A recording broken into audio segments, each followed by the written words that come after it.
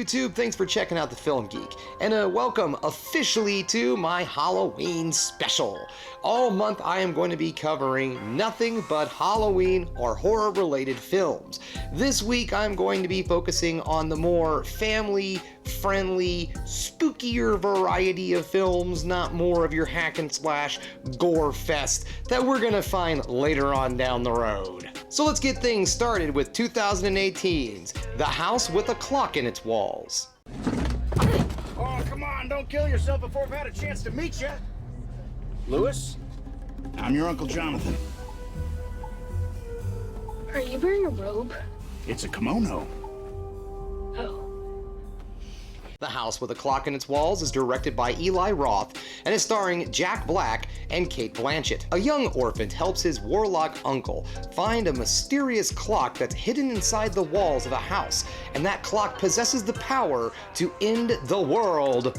The film was released in the States September 21st, 2018, and it was a financial and critical success, grossing just over $131 million on just a $42 million budget. Critics also liked the film, and it's currently sitting on Rotten Tomato at a 65%. The film went on to finish #1 at the box office opening weekend, marking Eli Roth's highest grossing weekend to date, beating out his previous big success, Hostel. The House with a Clock in Its Wall is based off of a 1973 novel of the same name and is the first of 12 novels in the series. So hopefully we'll see some sequels down the road. However, the studio and Eli Roth have not announced anything as of yet. So what do I like about this movie? Well, first off, the acting in this film is great.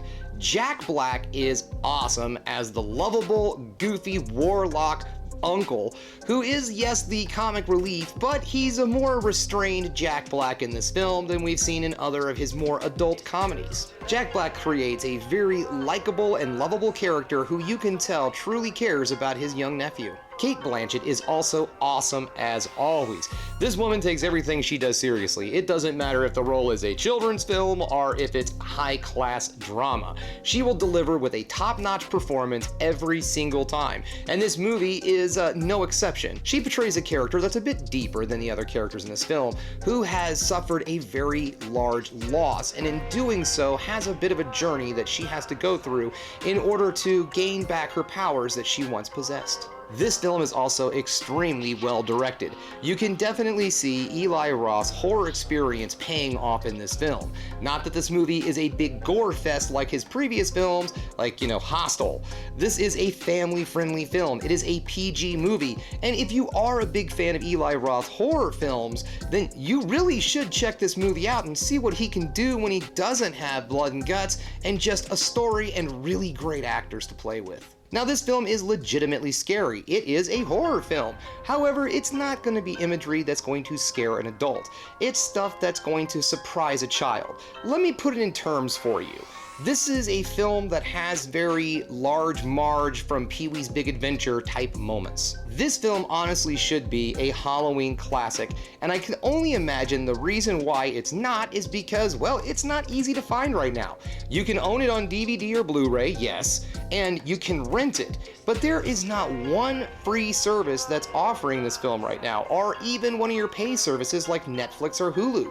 This movie is only found on rental streaming as of this moment. What I think causes a film to be a holiday classic is how much it gets repeated. When you watch something like A Christmas Story that I believe is played 24 hours on TBS on Christmas Day, things of that sort, this movie is really nowhere that you can just plug and play right now. You have to actually hunt this sucker down or own it, and I think that's one of the main reasons why, people aren't talking about watching this movie with their kids every Halloween since 2018. But this is just a theory. Who knows, there could be other things involved, but all in all, this is a really fun film that you and the entire family is going to enjoy.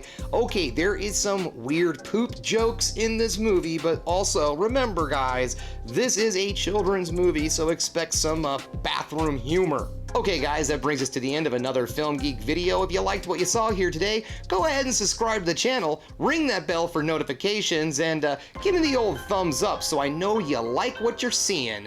And if there's another thing you can do, folks, that is keep watching movies. You know I'm gonna.